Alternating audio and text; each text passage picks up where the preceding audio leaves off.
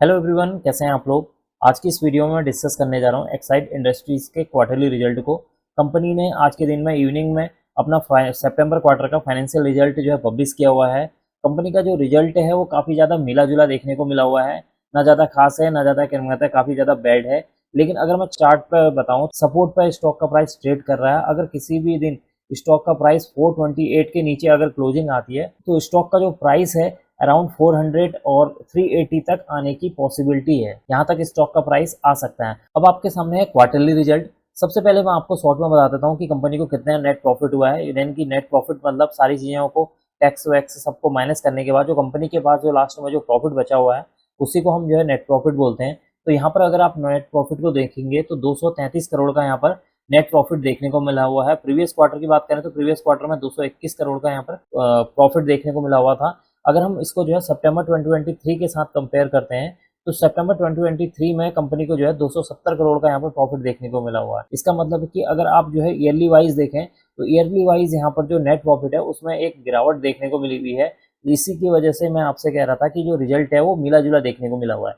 अब हम बात कर लेते हैं स्टार्टिंग से सेल्स की। सबसे पहले बात कर लेते हैं कि कंपनी ने कितने जो रेवेन्यू जनरेट किया हुआ है। तो 4,450 करोड़ का यहाँ पर रेवेन्यू देखने को मिला हुआ है सितंबर 2024 में। और सितंबर 2023 की बात करें तो 4,372 करोड़ का रेवेन्यू देखने को मिला हुआ था। इसका मतलब है कि यहाँ पर जो रेवेन्यू है उसमें जो है थोड़ी बहुत जो है जंप देखने को मिली हुई है, यानी कि सेल्स में ग्रोथ देखने को मिली हुई है।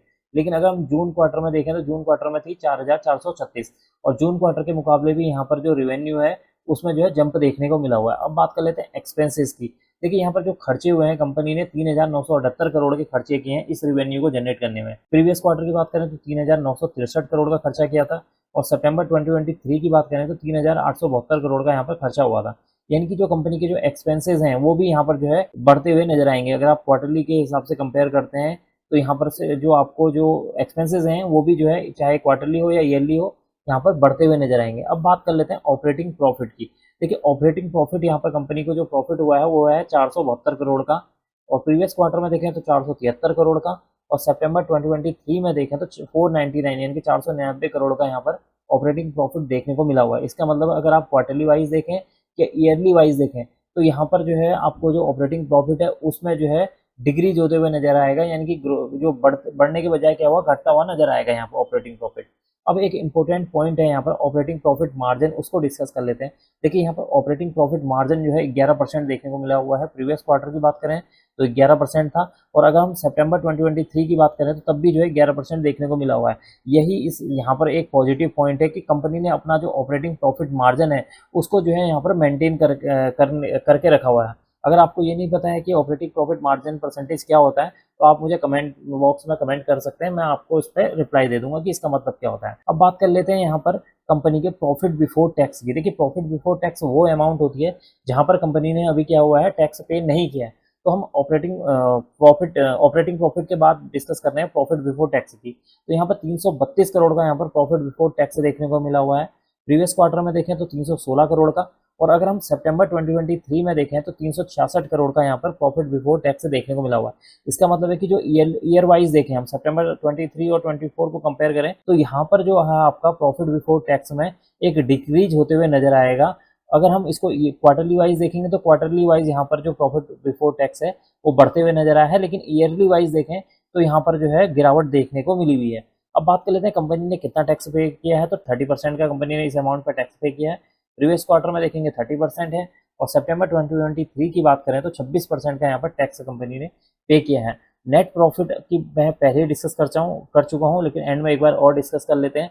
233 करोड़ का यहाँ पर नेट प्रॉफिट देखने को मिला हुआ है।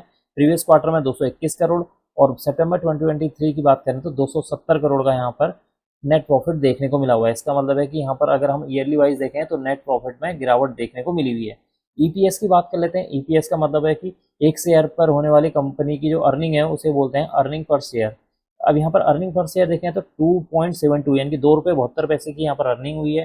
प्रीवियस क्वार्टर में देखेंगे तो 2.59 रुपीज़ की हुई है और सितंबर 2023 की बात करें तो 3.17 यानी कि ईपीएस में भी एक गिरावट देखने को मिली हुई है। तो जो रिजल्ट है वो कुल मिला के मिला जुला है। मिला जुला इसलिए कह रहा हूँ क्योंकि कंपनी का जो नेट प्रॉफिट है उसमें गिरावट हुई है, लेकिन जो कंपनी की जो रिवेन्यू है, कंपनी की जो सेल्स है उसमें जो है थोड़ी जो है इंक्रीज होते हुए नजर आई है। सेल्स जो है इंक्रीज हुई है, जिसकी वजह से मैं इस क्वार्टरली रिजल्ट को बोल रहा हूँ कि मिला जुला। बाकी मैंने चार्ट के ऊपर आपको बता दिया कि जो स्टॉक का जो प्राइस है एक बहुत ही ज़्यादा मेजर जो है सपोर्ट पर जो है ट्रेड कर रहा है, यानी कि एक मेजर सपोर्ट पर अभी स्टॉक का प्राइस ट्रेड कर रहा है। और जैसे ही स्टॉक का प्राइस इसको ब्रेक करता है, यानी कि 428 के आस को ब्रेक करता है और 1 या 2 दिन इसके नीचे ट्रेड करना स्टार्ट करता है, तो स्टॉक का जो प्राइस है 400 और 380 तक आने की पॉसिबिलिटी है, यहाँ तक स्टॉक का प्राइस आ सकता है। तो उम्मीद करता हूँ कि आपको ये वीडियो पसंद आई होगी। अब मैं इस वीडियो को यहीं पर एंड करना चाहूँगा। अगर आपको यह वीडियो पसंद आई हो तो please like, share and subscribe करना ना भूलें। Thank you.